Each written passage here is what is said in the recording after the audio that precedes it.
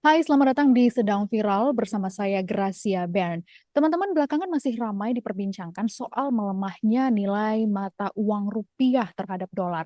Nilai tukar rupiah tercatat berada di level 16.424 dan sudah melemah 5,92% dari level akhir Desember 2023. Apa yang menjadi catatan penting bagi masyarakat Indonesia mendengar kabar ini? Perlukah kita waspada? Apa antisipasinya? Kita akan bahas langsung pagi ini bersama dengan Eko Listianto, Wakil Direktur Indef. Selamat pagi, Mas Eko. Sehat? Alhamdulillah sehat Mbak Gracia ya. Alhamdulillah sehat, walaupun ini gonjang-ganjing soal ekonomi masih ramai ya, Mas ya. Iya benar. Langsung saja, Mas. Ini sebetulnya kita pengen tahu melemahnya rupiah karena apa sih? Apa penyebabnya? Lalu melihat kondisi Indonesia saat ini, bagaimana fundamental ekonomi Indonesia kalau menurut analisa Mas Eko? Iya baik Mbak Gracia ya. Jadi Mhm. penyebabnya kalau bagi saya sih ya kombinasi ya. Ada memang faktor sentimen ya. Sentimen ini tidak sebatas global, sebetulnya di domestik juga ada sentimen yang negatif ya, yang memperlemah rupiah itu sendiri ya. Yang kedua, faktor fundamental kita juga sebenarnya berpengaruh ya. Jadi tidak sepenuhnya bahwa ini hanya sekedar aspek sentimen begitu. Ada faktor fundamental yang juga eh, berkontribusi ya, kemudian memberikan ekspektasi ke depan terhadap nilai tukar kita gitu. Nah, pertama soal sentimen ya. Sentimen ini memang pelemahan rupiah ini yang paling kuat itu adalah setelah The Fed ya menyampaikan ya gambaran 2024, di mana yang ketika awal tahun lalu itu ada perkiraan semester kedua itu suku bunga acuan Amerika mulai turun, tapi ternyata karena inflasi di sana tidak secepat ya, penurunannya secepat yang diinginkan oleh Bank Sentral Amerika. Nah ini mereka relatif akan menahan suku bunga ya, bahkan proyeksinya itu hanya sekali menurunkan suku bunga ya. Kalau bagi saya dari mulai beberapa kali menjadi sekali itu kemungkinan malah tidak ada gitu ya di Oh, 2024 oke. begitu. Nah, Jadi, sehingga ini kemudian kan direspon ya, kalau mereka katakanlah hanya sekali atau tidak ada penurunan suku bunga ya di Amerika Serikat, maka ya capital outflow ya, modal kecenderungannya adalah stay di negara-negara yang mata uangnya kuat ya, seperti di Amerika ya dengan dolarnya begitu. Ini dari sentimen, tapi dari kita sendiri sebetulnya ya, ini juga ada persoalan begitu. Pertama, katakanlah sisi fiskal kita dulu ya, kita lihat ya, kita punya target-target fiskal yang cukup ambisius ya, terutama nanti di pemerintahan mendatang begitu, yang sebetulnya secara fundamental tidak terlalu disupport ya oleh, katakanlah misalkan sisi penerimaan ya, sisi penerimaan kita itu kecenderungannya turun ini, APBN kita begitu, Mbak Gracia ya. Jadi dari mulai pajak ya turun sekitar 8% ya, terus kemudian komoditas harganya juga semakin turun, artinya juga penerimaan dari non pajaknya nanti gitu ya, dari pungutan-pungutan itu juga akan turun begitu. Itu gambaran secara umum. Tapi pengennya pertumbuhannya lebih tinggi. Nah ini kan quote unquote bagi investor ya yang rasional kan nggak nyambung, kira-kira kan gitu. Implikasinya ya tadi gitu ya, mereka melihat ada strategi yang tidak sejalan dengan aspek fundamental maupun sentimen yang sedang bergejolak di global ini begitu. Dua kombinasi ini cukup ya untuk menjadikan alasan kenapa kemudian terjadi cukup banyak capital outflow gitu ya, yang kemudian menyebabkan rupiah melemah. Walaupun ada juga kebijakan dari Bank Indonesia yang mencoba untuk menahan ya pelemahan itu ya. Ada namanya sertifikat falas Bank Indonesia ya, dan berbagai macam instrumen yang lain begitu, ada intervensi langsung juga ke pasar. Ini memang sedikit banyak punya dampak ya untuk menahan pelemahan lebih jauh, tetapi setiap dari kebijakan ini kan punya ongkosnya, kira-kira gitu ya. Salah satunya ongkosnya kalau operasi moneter ya cadangan devisa kita gitu rentan untuk tergerus. Nah ini kemudian kalau terus-menerus kan nggak mungkin. Jadi strateginya harus banyak nih gitu, termasuk memperbaiki sentimen terhadap fiskal kita ya, keberlanjutan fiskal kita ke depan begitu. oke, itu apa-apa saja yang mungkin akan bisa dilakukan oleh pemerintah dalam sisi fiskal tadi yang Mas Eko sampaikan? Menurut saya yang paling penting itu adalah merasionalisasikan target ya, supaya Oke. perspektif dari investor itu nyambung gitu loh. Kalau kita main targetnya masih di atas 5% ya, terus kemudian masa 6-7% gitu kan pertumbuhan ekonomi ya, tapi Mhm. kemudian support fiskalnya tidak ada hal yang eh, istilahnya akseleratif, ya itu kan nanti besar pasak daripada tiang, kira-kira kan gitu ya, ujung-ujungnya ya nggak percaya investor gitu. Nah, yang kita perlukan kan kepercayaan mereka untuk tetap stay di Indonesia ya, karena kita masih membutuhkan modal asing begitu ya untuk mempercepat ya pertumbuhan ekonomi kita begitu. Pertama itu, terus yang kedua tentu saja eh, walaupun mungkin ya secara fundamental tadi juga ditanyakan ya, kalau saya Iya. lihat memang pertumbuhan 5% itu tidak jelek ya, itu moderat lah gitu. Tapi memang untuk Indonesia belum cukup gitu. Karena kita tumbuh itu butuhnya 6 sampai 7%.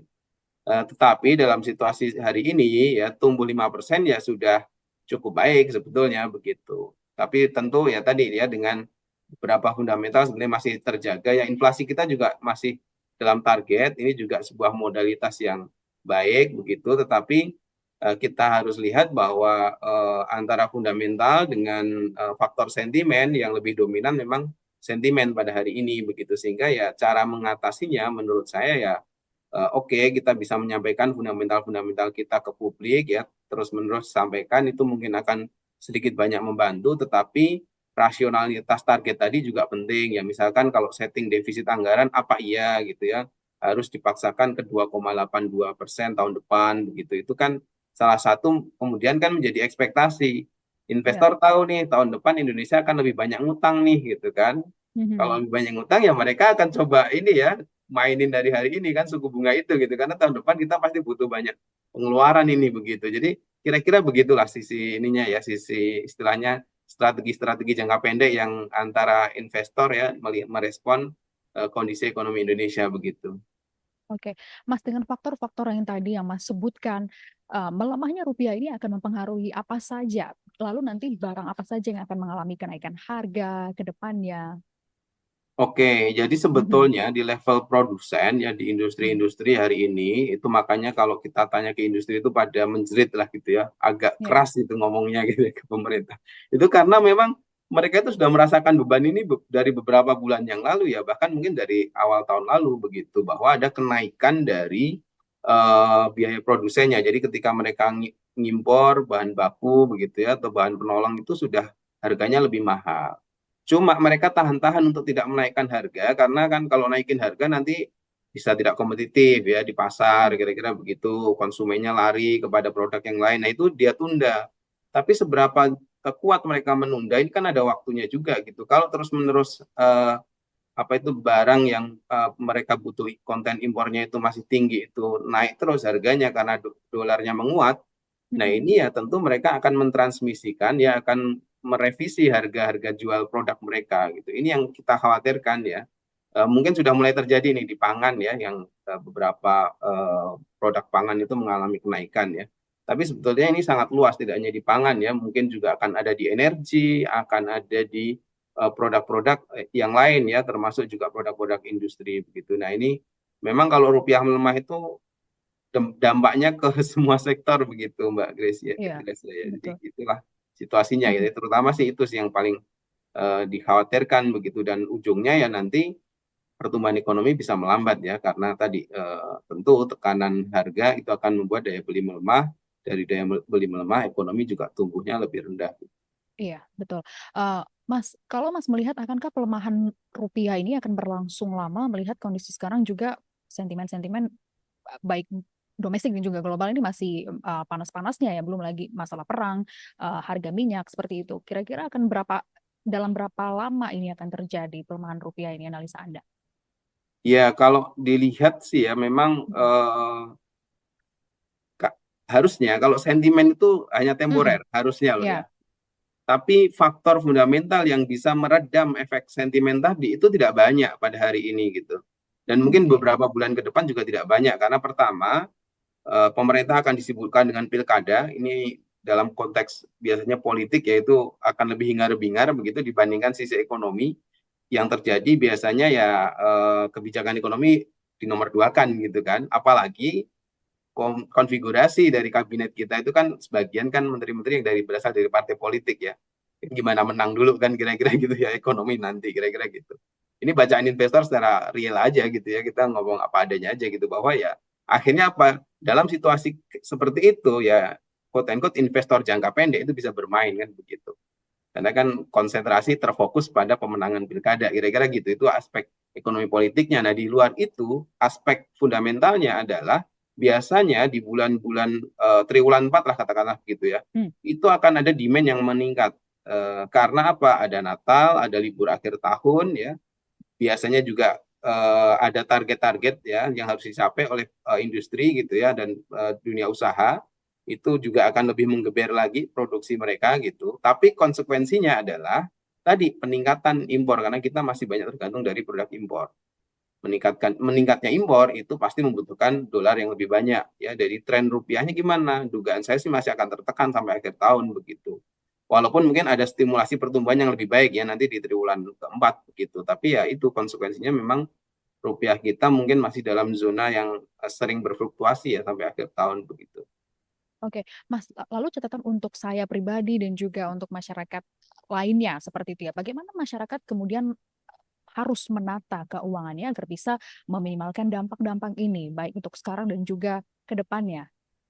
Oke, jadi pertama ya sebelum ke konsumen bisa apa gitu ya kira-kira. Nah Iya, itu betul. dari pemerintah sendiri sebetulnya ketika tadi ada katakanlah konten impor atau produk impor yang harganya lebih mahal, nah ini sebetulnya kesempatan bagi kita untuk mendorong produk-produk lokal kan gitu yang tidak Ya. perlu belinya pakai dolar kira-kira gitu. Nah ini sebagai apa ya seperti apa nanti pemerintah bisa menggaungkan ini dan kemudian juga masyarakat bisa menyambut secara positif ya sebagai produk substitusi yang tidak terlalu apa ya ini ya apa naik harganya karena ada dolar yang menguat tadi begitu. Terus yang kedua bagi kita tentu saja pertama karena aspek fluktuasinya mungkin akan agak panjang ya eh, maintain lah gitu ya income kita kira-kira gitu supaya yang kira-kira tidak perlu ya mungkin mulai dikurangi begitu ya hal-hal yang sifatnya kebutuhan tersier begitu menurut saya sih bisa ditekan karena ini memang dampaknya tidak temporer ya ada mungkin katakanlah sampai akhir tahun tetap akan terjadi fluktuasi ini. Terus yang kedua juga tentu sebetulnya pemerintah juga memerlukan atau perlu membuat kebijakan yang lebih pro terhadap daya beli begitu. Jadi kalau wacananya kemudian PPN naik gitu ya, terus kemudian beberapa pungutan-pungutan yang sempat kemarin itu sebetulnya itulah salah satu yang mewarnai membuat tekanan di publiknya lebih tinggi gitu dan itu kemudian kan memberi sentimen negatif kan terhadap eh, keyakinan konsumen dan lain-lain ya walaupun angkanya masih cenderung optimis tapi optimisnya itu semakin menipis begitu dan lama-lamanya nanti jadi pesimis kalau nggak diatasi dengan kebijakan yang pas begitu. Oke, Mas, yang terakhir pertanyaan saya, bagaimana dengan investasi? Nah, kira-kira Indonesia, khususnya saya nih, masyarakat, saya kan juga Hmm. ada menabung saham seperti itu, investasi logam mulia, emas seperti itu. Apakah saya tetap juga atau masyarakat lainnya perlu juga untuk berinvestasi? Apa yang harus ditahan, apa yang harus dilepas? Bagaimana analisa Anda terkait dengan situasi ekonomi Indonesia, khususnya juga tadi soal rupiah? Ya, dalam situasi Mhm. tekanan ekonomi yang lebih Mhm. berfluktuasi ya sebetulnya investasi yang lebih pas ya ini tidak hanya berlaku bagi individu ya negara juga ini ya Ya. menerapkan itu adalah yang lebih aman begitu returnnya lebih jelas walaupun tidak terlalu tinggi ya, dan ini Mhm. kan terjadi misalkan tadi ya pada shifting ke emas begitu atau mungkin ya karena posisi hari ini dolarnya menarik pada shift juga ke dolar Ke itu kan dolar. nggak bisa kita hindari gitu ya bagi pengusaha besar mungkin itu pilihan-pilihannya begitu jadi yang kira-kira returnnya lebih jelas dan tidak terlalu ini ya tidak terlalu fluktuatif lah kira-kira gitu dan cukup aman atau misalkan obligasi pemerintah ya itu biasanya kan Mhm. juga ketika dilepas itu ketika pemerintah mengeluarkan obligasi itu banyak sekali gitu ya yang ini ya membeli kira-kira gitu itu gambaran-gambaran investasi yang relatif lebih aman pada posisi fluktuasi ekonomi seperti hari ini begitu. Oke, baik. Mas Eko sudah terjawab pertanyaan saya. Sekali lagi saya ucapkan terima kasih banyak atas penjelasannya kepada teman-teman Liputan 6 dan sudah bergabung bersama kami dalam saluran Zoom. Terima kasih teman-teman sudah menyaksikan Sedang Viral. Sampai bertemu di Sedang Viral bersama saya Gracia Pen selanjutnya. Bye.